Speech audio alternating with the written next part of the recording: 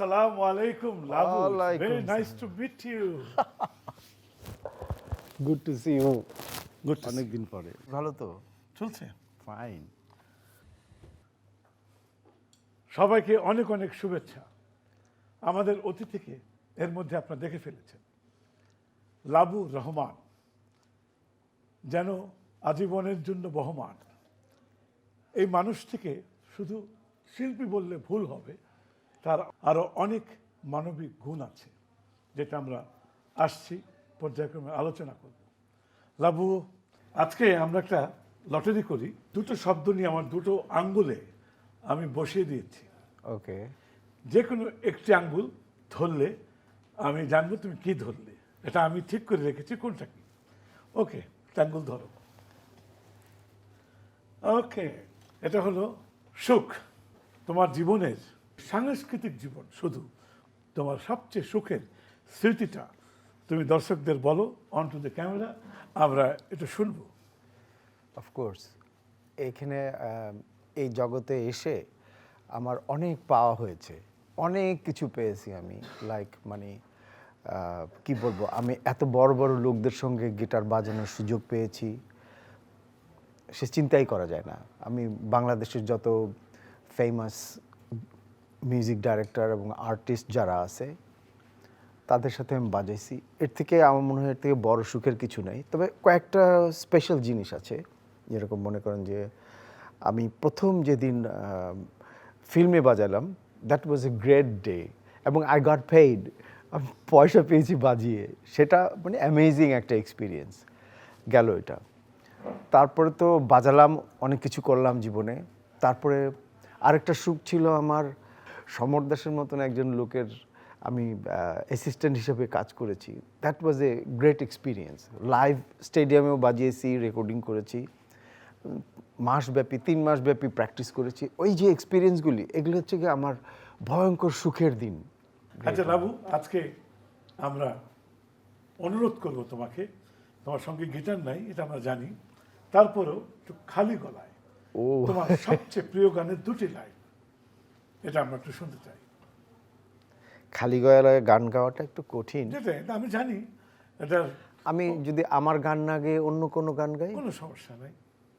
আমার প্রিয় গায়ক হচ্ছে মান্না দে, আমি ওনার গানের এক লাইন আমি গাই। প্লিজ। হয়তো তোমার জন্য হয়েছি প্রেমের বন্য, জানি তুমি অনন্য, আশার হাত বাড়ায়, যদি কখনো একান্তে চেয়েছি তোমায় জানতে, শুরু থেকে শেষ প্রান্তে ছুটে ছুটে গেছি তাই। চমৎকার বাবু, চমৎকার। Thank আচ্ছা, you. তোমার যে এই যে সুরেলা কণ্ঠ যেটা আমরা এখন শুনলাম, এটা কি জন্মগত, আর জন্মগতর পরেও কিছু ট্রেনিং, কিছু চর্চা, কোনটা? এটা বলতে পারেন যে আমার ভাই বোনরা গান টান করতো, আর আমাদের বাসায় যে জিনিসটা ছিল, আমার মা গান শুনতে পছন্দ করতো। সে পুরনো দিনের যত গান আছে আমাদের বাসায় রেকর্ড বাজতো, তো ওই গানগুলো আমার কানে রয়ে গেছে। So I have the original Bangla, সেই হেমন্ত বলেন আর কিশোর কুমার বলেন, মানবেন্দ্র বলেন, সবার গান আমার মুখস্থ বাড়িতে শুনে শুনে। সো ওই ভিতরে গান, বাংলা গান rare আমার একটা ভিতরে আছে। আমি যদিও ওয়েস্টার্ন মিউজিক নিয়ে চর্চা করেছি, কিন্তু বাংলা গান তো আমার না, ভিতরে আমরা রয়ে গেছে। অনেকেই ভাবি কি যে ব্যান্ডের সঙ্গীত করে তারা হয়তো আর কিছু ভাবেও না, বোঝেও না, চিন্তাও করে না, কিন্তু দেখলাম না, এটা আমাদের ভুল ধারণা। হ্যাঁ, একটা ব্যান্ড সঙ্গীতের শিল্পী মানে এই নয় সে আর কোনো ধারাতে যাবে না, তা নয়। আচ্ছা, চ্যানেল আয়ের এই অনুষ্ঠানটি করার একটা মুখ্য উদ্দেশ্য হলো একটি শিল্প জীবনের এবং শিল্পী জীবনের অভিজ্ঞতাকে কাজে লাগিয়ে এটা কোন পর্যায়ে যাচ্ছে, কি হচ্ছে, সঙ্গীত আমাদের কোন দিকে টার্ন নিচ্ছে, সমস্ত কিছু আমরা এটা প্রতিটি শিল্পীর থেকে জানতে চাই, শুনতে চাই। এই মেসেজগুলো পৌঁছে দেওয়ানো চেনামুখ দিয়ে আমরা করছি। লাবু, চেনামুখ। আচ্ছা, আজকে দর্শক যেখানে আসার দরকার ছিল স্বাধীনতার পর, বিকজ তুমি জীবনের অনেক স্তর দেখেছো, এই দর্শকদের একটা উৎকর্ষতা থাকে। নতুন দেশ ৭১ সালে যখন আমরা স্বাধীন হলাম, এরপর থেকে আজকের অনেক বছর পার হয়ে গেল, দর্শকদের গান শোনার ইচ্ছাটা, কিভাবে শোনা উচিত, মানদণ্ড, দর্শক আজকে কোন পর্যায়ে? আমরা যেরকম গান শুনে আসছি, পুরোনো দিনের গানগুলো শুনেছি, আমরা অরিজিনাল বাংলা গান জানি। এখনকার ছেলেরা কিন্তু সেই অরিজিনাল বাংলা গান জানে না।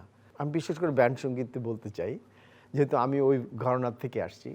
ওই ব্যান্ড সঙ্গীত যারা পাগল হয়ে দেখতো, দরজা ভেঙে দেখতো, ওরা কিন্তু পরবর্তীতে কিন্তু আর তাদের ছেলে মেয়েদেরকে কিন্তু এই গান শোনায়নি। তাতে হয়েছে একটা ব্রেক তৈরি হয়েছে, জেনারেশনের গ্যাপ হয়ে গেছে। ওরা হচ্ছে গিয়ে দে হ্যাভ বিকাম লস্ট। ওরা তখন ওই স্কুলে যে বন্ধু বান্ধব যেসব গান শুনতো সেসব গান শুনতো। তাতে হয়েছে কি, অনেকেই মনে করেন যে অনেক বাচ্চা আছে এখনও বাংলা গান অনেক শুনে নেয়। অনেকে আছে, আমি দেখেছি অনেকে আছে যে আজম খানের নাম শুনে নেয়, আপনার নামও অনেকেই শুনে নেয়। এটা ঠিক না। এটা হচ্ছে কি, ওই যারা আপনাদের গান দেখতো, যারা ওই ব্যান্ড সঙ্গীত শুনতো, যারা স্পন্দন উচ্চারণ, যাদের এসব উইন্ডি সাইড অফ কেয়ার, যারা এই শো দেখেছে, মানে গেট ভেঙেও তো দেখেছে, কিন্তু তারা কিন্তু তাদের ছেলে মেয়েদেরকে আগায় দেয় নাই, তাদেরকে এই ভালোবাসার গানের কথা বলে নাই। সেই জন্য এই ব্রেকটা পড়ে। আমরা কি এটা বলতে পারি যে পারিবারিকভাবে এই সংস্কৃতিকে আরো উজ্জীবিত করার পারতো? কারো যেন মাথা ব্যথায় নেই বা কেউ করছে না এমনকি।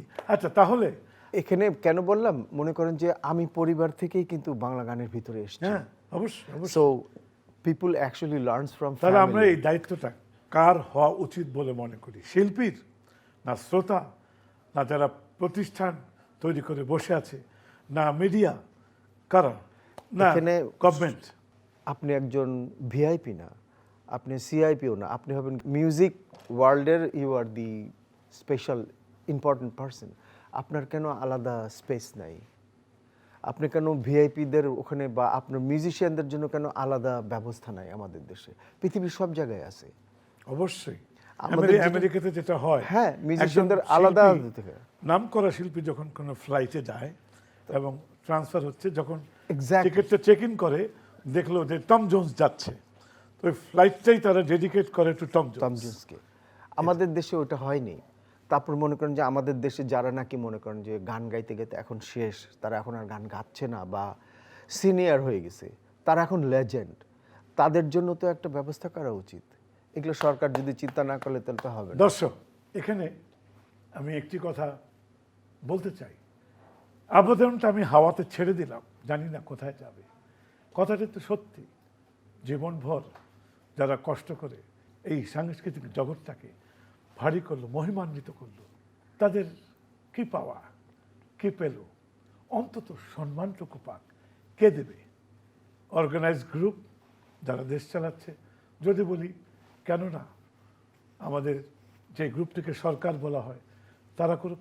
এখন প্রশ্ন আসতে পারে, তারা পাচ্ছেই তো, বছরে একটা করে পুরস্কার পায়, না, তাও তো অনেকের মুখে অনেক রকম কথা শুনতে হয়। আমার কথা হলো এটা না, পুরস্কার তো পাবেই, এটাকে আরও গুছিয়ে দেওয়া যাবে, কিন্তু তাদের প্রতি সম্মান দেখানোর জন্য আর কি কি রাস্তা থাকতে পারে আমি জানি না। এটা আমি দর্শকদের কাছেও দিলাম। শিল্পীদের আলটিমেটলি যারা একটি অবদান রাখার স্থান চলে আসে, লক্ষ লক্ষ কোটি কোটি মানুষ যাদের গান শুনে তৃপ্ত হয়, তাদের জন্য ভালোবাসার কি রাস্তা থাকতে পারে, সবার কাছে এই আবেদনটা আমি ছেড়ে দিলাম। ফিডব্যাকের, you are one of the pioneer member. আজকের সেই আদি ফিডব্যাক থেকে আজ অবধি এই দলটি টিকে আছে, এটাও কিন্তু বিশাল একটি ব্যাপার। আজকে ফুয়াদ নাসের বাবু, লাবুর রহমান, এরা যদি না থাকতো, আমি জানি না কোন দিকে মণ্ডিত এই গ্রুপটার। আজকে ফিডব্যাকের একটা জনপ্রিয় গান, এই খালি কণ্ঠে আমরা মজা করে শুনবো, প্লিজ। ফিডব্যাকের কয়েকটা গান আমি গেতাম, যেগুলো রোমেল গেয়েছে আগে, তো একটু রোমেল চলে যাওয়ার পরে ওই গানগুলি আমিই গেতাম, তো ওখান থেকে একটা গান গাওয়া যেতে পারে। খালি গলায় আমি জীবনে গাই নাই। কেন খুলেছো তোমার জানালা, কেন তাকিয়ে রয়েছো জানি না তো, মনে যে কি আছে বলো না, আমি না জেনে সে কথা যাব না, না ফিরে যাব না। কেন দু চোখে আলোর ইশারা, কেন অধরে হাসির ফোয়ারা যে, বুঝিয়ে আমাকে বলো না, আমি না জেনে সে কথা যাব না, না ফিরে যাব না। Thank you. চমৎকার। আচ্ছা বাবু, আমরা ব্যান্ড সঙ্গীতকে হ্যাঁ, এটি আলাদা ধারা মধ্যে ফেলে দিয়েছি। এটার মূল শক্তিটা কি? ছন্দ, না পরিবেশনা, না কথার নতুনত্ব? সবগুলি আছে, কিন্তু তার মধ্যে বিশেষ জিনিসটা হচ্ছে গিয়ে 4টা মাথা বা 5টা মাথা একসঙ্গে বসে কাজ করছে। They are creating something not from one head, from 5 heads. So it's getting into a very strong output. আর আরেকটা জিনিস যেটা বললে আপনি হয়তো বুঝবেন, যে ব্যান্ড সঙ্গীতের গানগুলি একটু ডিফারেন্ট হয় কেন জানেন? সাধারণত হারমোনিয়ামের যেতটুক হচ্ছে গিয়া আপনার সিঙ্গাররা হয়তো আপনার এতটুক, আরেকজনের হয়তো এতটুকের মধ্যে কিন্তু কম্পোজিশন হয়। আর ব্যান্ড সঙ্গীতের ওরা কিন্তু গিটারে কম্পোজিশন করে, মানে দুই সাইডে কিন্তু কিছু নাই। So they can go low and they can go high even.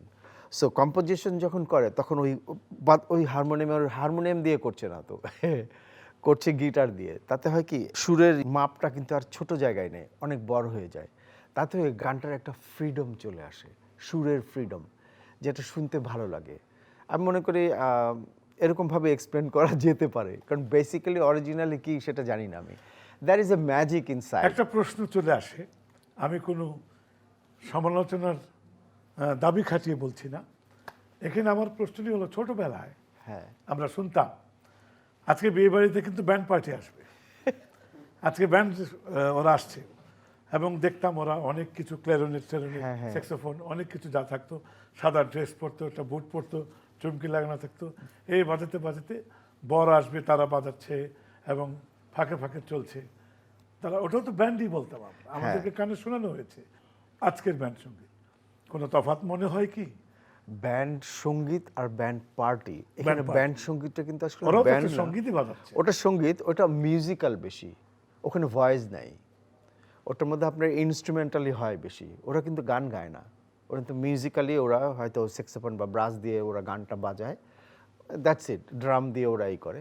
কিন্তু ব্যান্ড সঙ্গীত হচ্ছে গিয়ে they have guitars, specially guitars, they have bass guitar, they have lead guitar, vocals, সব কিছু মিলায়া। শুধু তাই না, আপনি একটা জিনিস খেয়াল করুন, ব্যান্ড সঙ্গীতে কিন্তু হারমোনি হয়, গলায় আরেকজন হারমোনি করে, একজন মেইন গান গায়, তাতে সেকেন্ড নোট আরেকজন গায়। তাতে হয় কি, গানটার আপনার অ্যাকসেন্ট বা আপনার এটা একটা বিউটিফুল একটা মেলোডি তৈরি হয়, একটা বিউটিফুল জিনিস তৈরি হয় এই first second note third note দেওয়াতে। হ্যাঁ, সো এটা একটা আলাদা একটা ধারা তৈরি করেছে।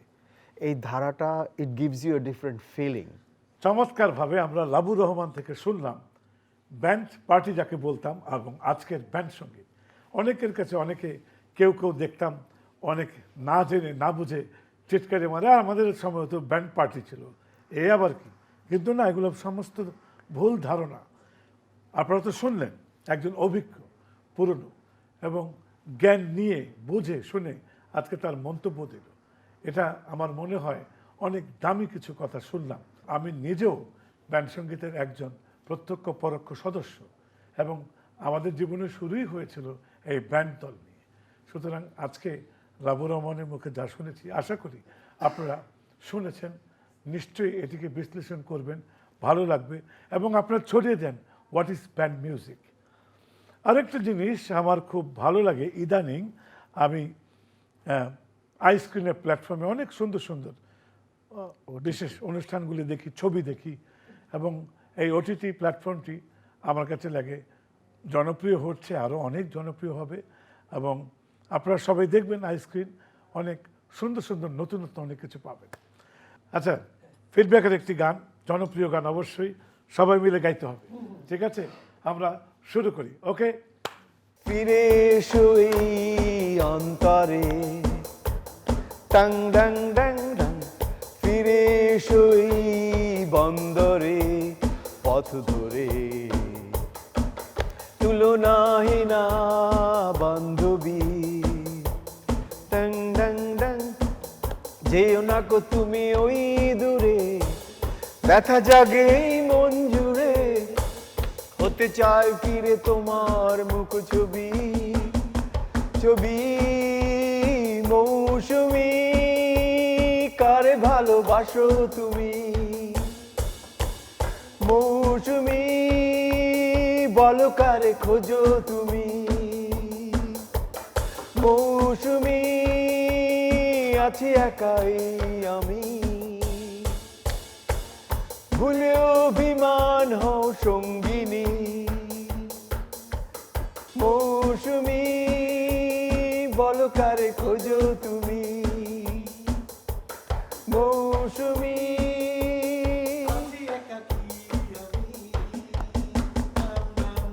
ভুলে অভিমান হও সঙ্গিনী।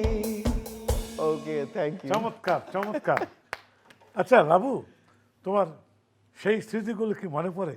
আমরা একসঙ্গে কত স্টেজে উঠেছি, কত ট্যুর করেছি আপনার সঙ্গে, চিন্তা করতে সেটাই পারেন? বলি, খুব আনন্দের ছিল কিন্তু তখন Fantastic. তোমাদের গিটারের ফ্লেভার, মানে দর্শকদের যে উল্লাস উচ্ছ্বাস, এটি এখনো ভুলবো না। যখন তুমি একটা টোকা দিতে এবং ওই যে ফিঙ্গারিং করতে এই ওয়েস্টার্ন ইনস্ট্রুমেন্টগুলো নিয়ে ঢোকালে, এই জন্য একটি বিশাল আমার কাছে লাগে একটা পরিবর্তন। বিপ্লব ঘটে গেল।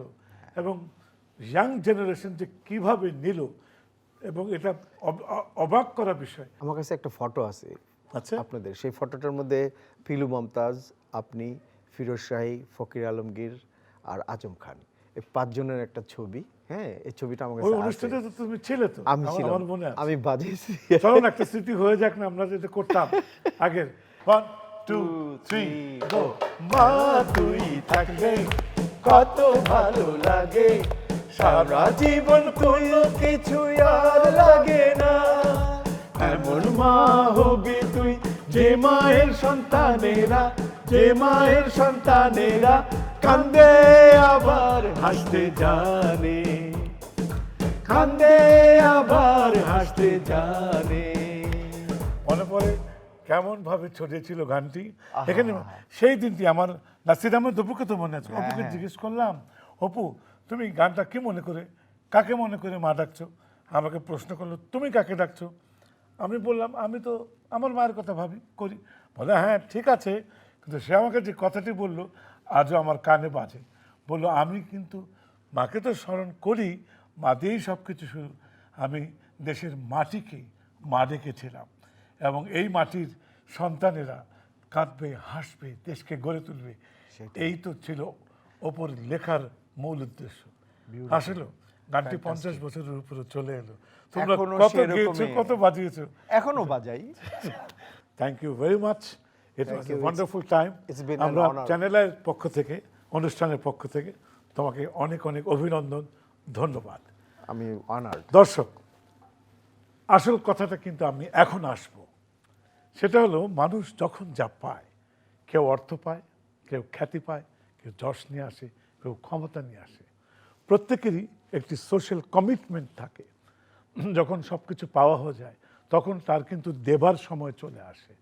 অনেকে দিতে চাই, দিচ্ছি করে করেই কিন্তু পৃথিবীর থেকে চলে যাচ্ছে। অনেকে কিন্তু সত্যি যখন অনুভব করে আমি কিছু হয়েছি, কিছু অর্জন করেছি, আমার সমাজকে কিছু দেয়া দরকার, তখন সে দেওয়া শুরু করে। বাকিটা কিন্তু ওই আসমানের সিদ্ধান্ত, খোদার ইচ্ছা, স্রষ্টার ইচ্ছা।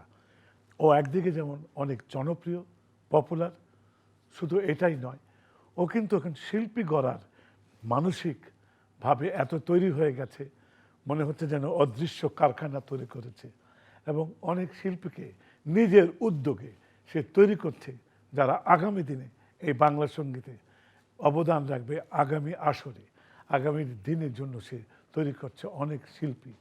এই যে তার অবদানকে মানুষের সামনে তুলে ধরা, তার সোশ্যাল কমিটমেন্ট, এটা আমরা কজনে পারি জানি না। আমাদের সবারই এগিয়ে আসা উচিত। লাবুর রহমানকে অনেক অনেক শুভেচ্ছা, ধন্যবাদ সবার পক্ষ থেকে। দর্শকবৃন্দ, আপনারা ভালো থাকবেন, আমাদের জন্য দোয়া করবেন। শুভেচ্ছা। তোর তরে হায় মন উড়ে যা, তুই সেথা